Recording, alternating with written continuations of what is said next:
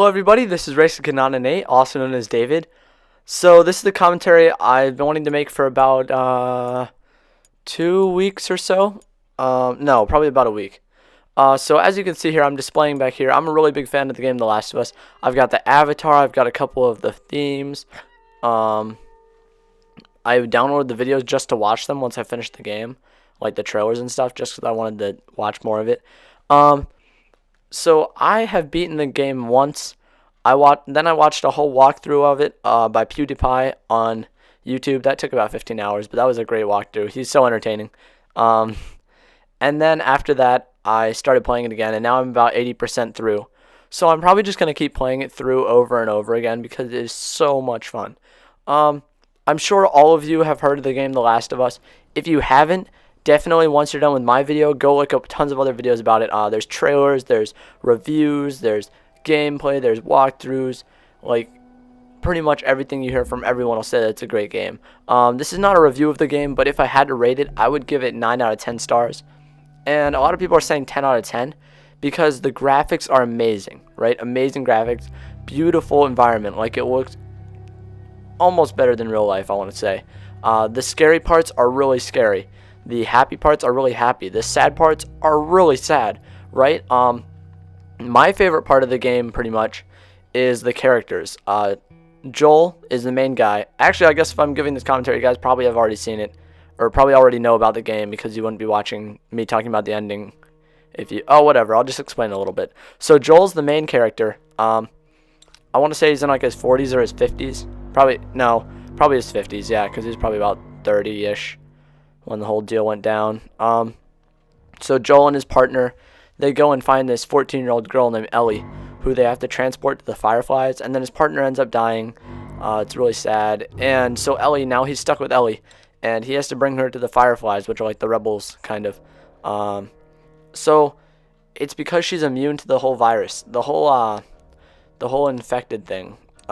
She's immune to it. She can breathe in spores, nothing happens. She gets bitten. Obviously, she could die from losing blood or getting like killed, but the actual bite won't infect her because she's already got a bite and it's been there for like 4 weeks, 3 weeks or something. And usually it takes, I think, 3 or 4 days, and then people turn, or they turn at least in 3 days, like 3 days or less, something like that. So it's really fast. So she obviously is immune. So this whole thing's amazing, right? It's life-changing. They can figure out what is different in her that makes her immune, then they can engineer that to make everyone immune. So that's what's crazy, right? Joel's like, all right, well, all I need to do is get you to the Fireflies, and they should be able to figure out a cure and save everyone's lives.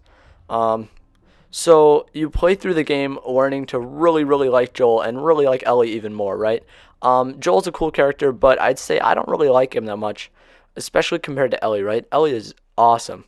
She's really badass. Like, when you play as her, she's almost just as badass as Joel, except at the same time she's a girl.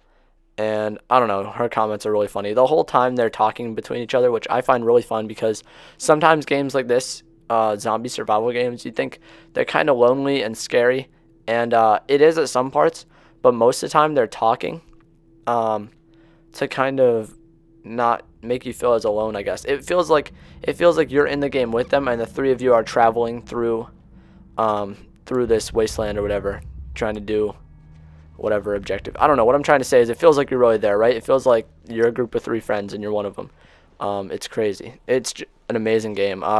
By the way, I'm showing the online gameplay in the background.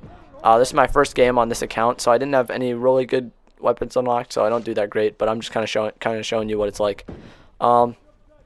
So as I said, I've almost played through the game twice. Watched the whole walkthrough of it, so I really, really like the campaign. But the reason why I give it 9 out of 10 stars is because it's perfect in every way but the ending. A lot of people have mixed emotions about the ending. Some people love it, some people hate it.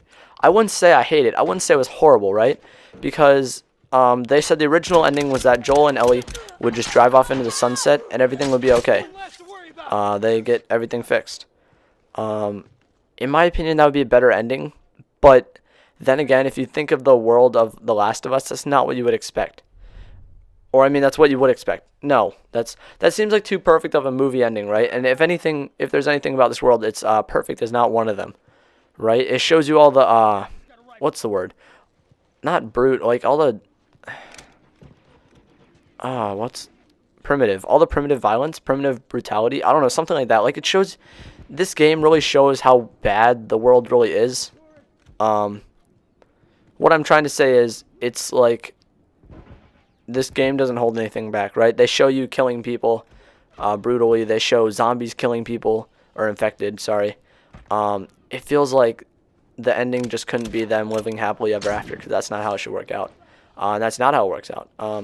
They arrive at Tommy's place, and he's giving Ellie the whole speech like, Ellie, I know you don't want to fight anymore, but sometimes you just got to find something to fight for and just keep going, like that whole cheesy kind of speech. And then she's like, yo, Joel, I want to know what happened back there with the Fireflies. Like, is everything you told me the truth?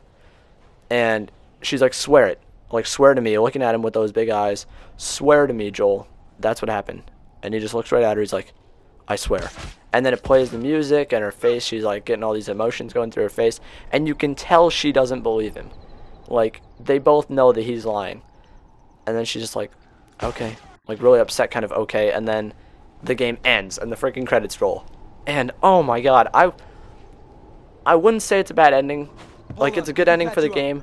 But I wanted to just keep playing. I guess that's mostly what it was, right? As soon as the ending hit, I was furious. I was pissed. I started running around my basement, freaking out. And then I sat there and watched the credits. I'm like, that was a really good game, but it can't be over, right? I don't want it to end. And I don't want it to end like that. I don't want it to end on a lie, right? After everything they've been through, all the things that they've survived, Joel going in there, killing all those people and saving her from the hospital. And then he shot Marlene, the leader of the Fireflies. I don't think it's really because he wanted to kill her, but if he kills her, right, then obviously they won't be pursued by the Fireflies, or at least there will be a lot less chance. They could get away a lot easier. So Marlene's trying to stop him. Just do the right thing, Joel, she says. Pop! He shoots her. She dies. And when I saw that, I was like, oh my god, Joel, what are you doing? But then I realized, I'm like, well, if he really... Because by this point, there's no one going back, right? He's killed everyone. He's killed... Not everyone, but he's killed all the Firefly guards. He's killed all the doctors. He's killed pretty much everyone to save Ellie. So it's pretty apparent that his interests are coming before the interests of mankind. So I was kind of pissed at Joel, because I'm like, Joel, you know, you could have saved humanity, but at the same time, you're really glad that he ended up doing that, because if this was like a normal movie or whatever, or what people would expect, he would sacrifice Ellie and mankind would be saved, but it would be a really bittersweet ending because Ellie would have died. And instead, he doesn't save humanity, but he does save Ellie, which I think, realistically thinking about it, that's what most people would do, right? In this situation, even though the right thing would be to save mankind, it's like Joel would have no more purpose if Ellie was gone, right? His partner's gone. His brother Tommy hates him. His daughter died years ago.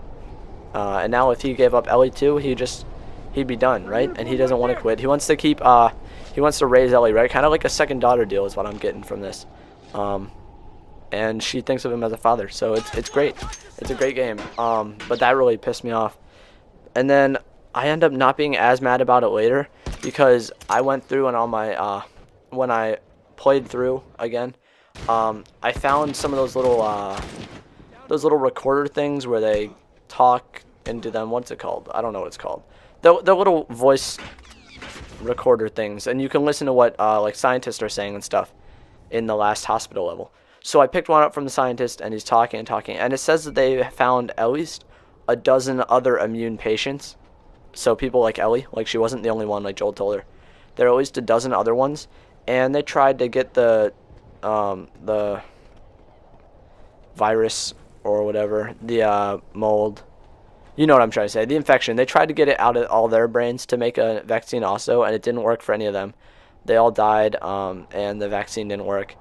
But I think they're getting closer and closer to a cure, but they weren't there yet. So Ellie probably would have died, and they wouldn't have gotten anything for it, right? She wouldn't have saved mankind, so it's almost better that that's how it turned out. But yeah, I don't know. I got really mixed emotions about the end, but I don't know. It's a great game, though. I recommend that you guys buy it and play it for sure. It's really cheap. It's like $35 now, I think. So yeah, I'm going to do more Last of Us videos if you want. I was thinking about doing like some Let's Plays on the campaign. I'm not going to do a full walkthrough because like 15 hours long, and it would take forever. Plus, so many people have done a walkthrough on YouTube already, and most of you guys have already seen it. So I'm just going to stick with like playing little segments or just playing a couple episodes or something like that. Just let me know, because this is like my favorite game right now. Yeah, overall, I'd say this is my favorite game. If I had to name my top 5 games that are favorite games, like campaign-wise, I'd say The Last of Us would be number 1. Number 2 would probably be Uncharted 3. Number 3 would be Uncharted 2. Number 4 would be Assassin's Creed 3. And number 5 would be probably either Infamous 1 or Little Big Planet. I don't know. Those are all great games. But yeah, so Last of Us is easily at the top for single player. Multiplayer is fun, but I'd say it's down there a ways. In my opinion, I still like Call of Duty and Warhawk more, but single player, easily the best campaign I've ever played and probably ever will play. And the amazing thing is, it's on PS3. Most people expect this kind of performance, I guess, from like a PS4 kind of next gen thing, but they managed to do this on the PS3.